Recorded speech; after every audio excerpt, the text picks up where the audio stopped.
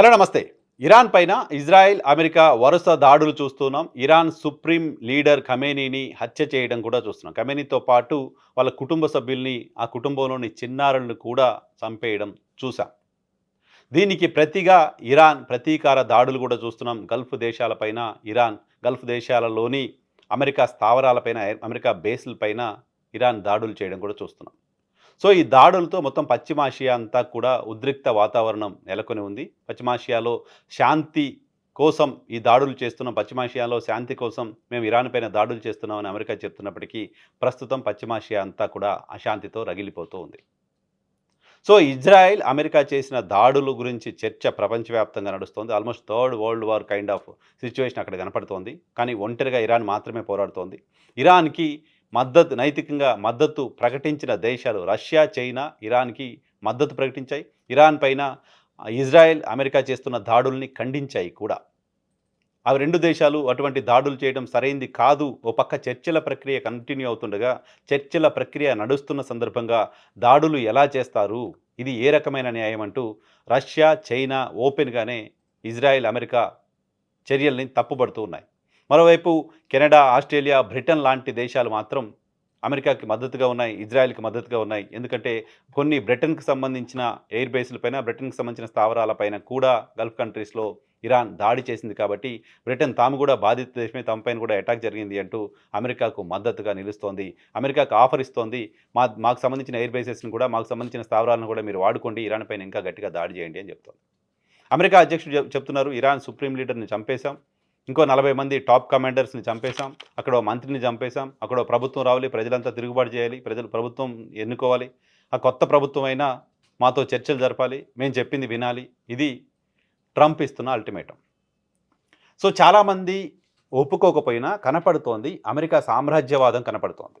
America సామ్రాజ్యవాదం లాంటి పదాలు చాలామందికి ఇష్టం ఉండకపోవచ్చు కానీ, కాకపోతే మరింకేంటి? ఇరాన్‌తో ఇబ్బంది పడుతున్నామని కంప్లెయింట్ చేసిన దేశం ఏంటి? ఉగ్రవాదులతోటే చర్చలు జరపాలి.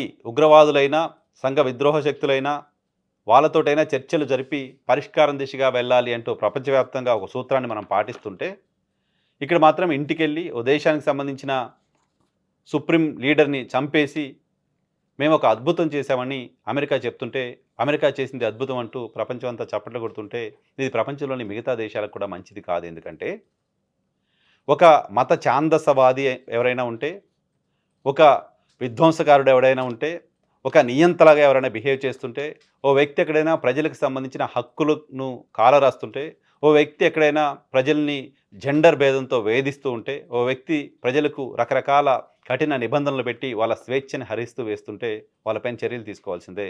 బహుశా ఇరాన్ అధ్యక్షుడిగా ఉన్న ఖమేనీ చేసింది కూడా అదే అని అమెరికా, ఇజ్రాయెల్ భావిస్తూ ఉండొచ్చు.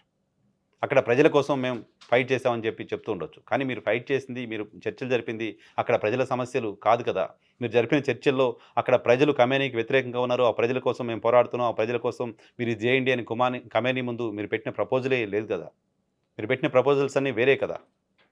సో, ఎటువంటి ఒక నియంతనైనా, ఎటువంటి ఒక నియంతతోటైనా పోరాటం చేయాల్సొచ్చినప్పుడు, ఆ నియంతకు వ్యతిరేకంగా మొత్తం ప్రపంచం అంతా, ఇప్పుడు నేను వీడియోలో అమెరికా, ఇజ్రాయెల్ చేస్తుంది తప్పు అని చెప్పదలుచుకున్నా. చెప్పినంత మాత్రాన ఖమేనీ చేసిన అకృత్యాలో, ఖమేనీ నియంతృత్వ పోకడలో నేను సమర్థించినట్లు కాదు. నేనిక్కడ చెప్పదలుచుకుంది ఏంటంటే, ఓ దేశానికి సంబంధించిన సార్వభౌమాధికారం పైన దాడి చేసే హక్కు మరో దేశానికి ఎలా ఉంటుంది? ఈరోజు ఇరాన్‌లో ఓ వ్యక్తిని చూపించి, ఆ వ్యక్తిని విలన్‌గా ముద్రేసి ఆయన్ని చంపేసామంటూ చప్పట్లు కొట్టమని చెప్తున్న అమెరికా, తాను చేసింది ఓ దేశానికి సంబంధించిన సార్వభౌమాధికారం పైన దాడి కాదా? రేపొద్దున అమెరికా ఇంకా ఏ దేశం పైనైనా దాడి చేసే పరిస్థితొస్తే, ఇంకెవరు ఇప్పుడు క్వెషన్ చేసే పరిస్థితి ఉంటుంది. ఆ దేశాన్ని ఎలా పరిపాలించుకోవాలో, ఆ దేశంలో ఏం చట్టాలు పెట్టుకోవాలో, ఆ దేశంలో ప్రజల్ని ఎలా చూసుకోవాలనేది ఆ దేశానికి సంబంధించిన ఇంటర్నల్ ఇష్యూగానే ఉంటుంది కదా! మానవ హక్కులకు భంగం కలిగినప్పుడు సంగతి వేరే. కానీ ఆ దేశం ఎలా పరిపాలించబడాలో, ఆ దేశానికి సంబంధించిన నాయకత్వం ఎవరు ఎన్నుకోవాలో, ఎవరు అధ్యక్షుడిగా ఉండాలో ఆ దేశం నిర్ణయించుకుంటుంది కదా! దానిలోకి మనం వేలు పెట్టి, ఆ దేశ సార్వభౌమాధికారాన్ని ధిక్కరించేలా, సార్వభౌమాధికారాన్ని లేకుండా చేసేలా ఆ దేశానికి ప్రయత్నం చేయటం ఏ రకంగా సరైనదో, సహేతుకంగా ఉందో అమెరికా, ఇజ్రాయెల్ ప్రపంచానికి ఆన్సర్ చెప్పాల్సి ఉంటుంది. ఈ మొత్తం వ్యవహారంలో నేను చెప్పదలుచుకున్న మాట, భారతదేశం ఎందుకు మౌనంగా ఉంటోంది? భారత వైఖరి ఏంటి అసలు? 3 రోజులుగా యుద్ధం వార్తలు చూస్తున్నాం. ఓ దేశానికి సంబంధించిన సుప్రీం లీడర్ చనిపోవడం చూస్తున్నాం. ఆయన చనిపోవడం పట్ల, ఆ యుద్ధం పట్ల 2 ప్రధానమైన దేశాలు రష్యా, చైనా లాంటి దేశాలు తమ స్పందనని వెలిబుచ్చడం చూస్తున్నాం. మరికొన్ని దేశాలు అమెరికాకు మద్దతుగా నిలవడం చూస్తున్నాం. బట్ భారత్ లాంటి ఒక అతిపెద్ద ప్రజాస్వామ్య దేశం, ఫోర్త్ ఎకానమీగా ఎదుగుతున్నామని చెప్తున్న దేశం, ప్రపంచంలో అత్యధిక జనాభాని కలిగి ఉన్న దేశం, ఈ మొత్తం వ్యవహారం పైన కనీసం స్పందించకపోతే ఎట్లా? ఆసియా కంట్రీగా ఉన్నాం, పశ్చిమాసియాలో గొడవలు జరుగుతున్నాయి.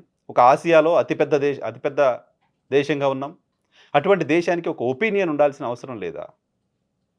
ఇరాన్ పైన ఇజ్రాయెల్, అమెరికా చేస్తున్న దాడుల పట్ల భారత వైఖరి ఏంటి అంటే ఎక్కడ కనిపించట్లా. భారత్ వైఖరి ఏంటి ఎక్కడ వెల్లడించట్లా. ఇరాన్ ఒకప్పుడు భారతదేశానికి అత్యంత మిత్ర దేశంగా ఉంది. భారతదేశానికి ఒకప్పుడు అత్యంత మిత్ర దేశంగా ఉన్న ఇరాన్ పైన ఈ రకమైన దాడులు జరుగుతుంటే, ఇరాన్ సార్వభౌమాధికారం పైన దాడి జరుగుతుంటే, భారత్ లాంటి ఒక ప్రజాస్వామ్య దేశం కనీసం స్పందించకపోవడం ఏంటి? అసలు భారతదేశం విదేశాంగ విధానం ఏం చెప్తుంది? ఏంటి మీ స్పందన? ఓ పక్క ఇజ్రాయిల్‌లో ప్రధాని మోదీ పర్యటన చేస్తున్న సందర్భంగా, ప్రధాని మోదీ ఇజ్రాయిల్ అధ్యక్షుడు నెతన్యాహుతో ఆలింగనం చేసుకుంటున్న సందర్భంగానే ఇరాన్ పైన దాడికి, ఇరాన్ సుప్రీంని చంపడానికి ఇజ్రాయిల్ ప్రణాళికలు రెడీ చేసి పెట్టుకుంది. ఆయన అక్కడ ఉండగానే దాడులకు ఏర్పాట్లు చేసింది. ఆయన అక్కడి నుంచి భారతదేశం కూడా చేరకముందే ఇజ్రాయెల్ దాడులు చేసేసింది.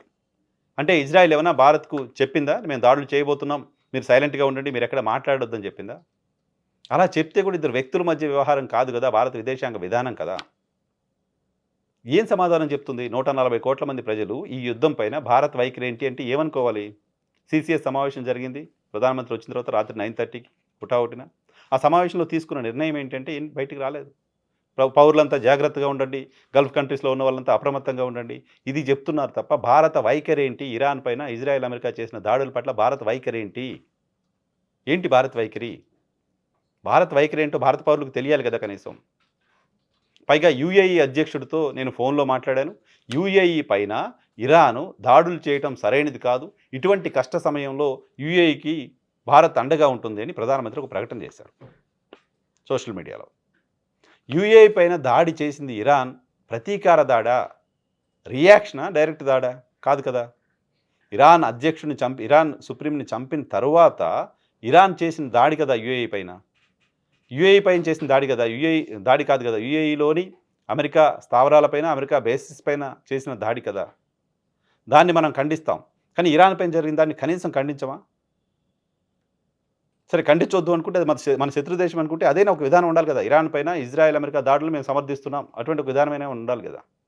ఏమీ లేకుండా భారత వైఖరి ఏంటో తెలియకుండా అస్పష్టంగా ఎందుకుందో తెలియదు కానీ అమెరికా చేస్తున్న దాడులు, అమెరికా దాడులకు ఒత్తాసు పలుకుతున్న దేశాలు అమెరికా సామ్రాజ్యవాదాన్ని సమర్థించినట్లుగా ఉన్నాయి. అమెరికా సామ్రాజ్యవాదాన్ని సమర్థించడం అంటే ప్రతి దేశం తమ సార్వభౌమాధికారం పైన అమెరికా ఎప్పుడైనా దాడి చేయొచ్చు అంటూ ఒక ఒక కన్సెంట్ వాళ్ళందరికీ ఇచ్చినట్లుగానే చూడాల్సిన అవసరం ఉంది.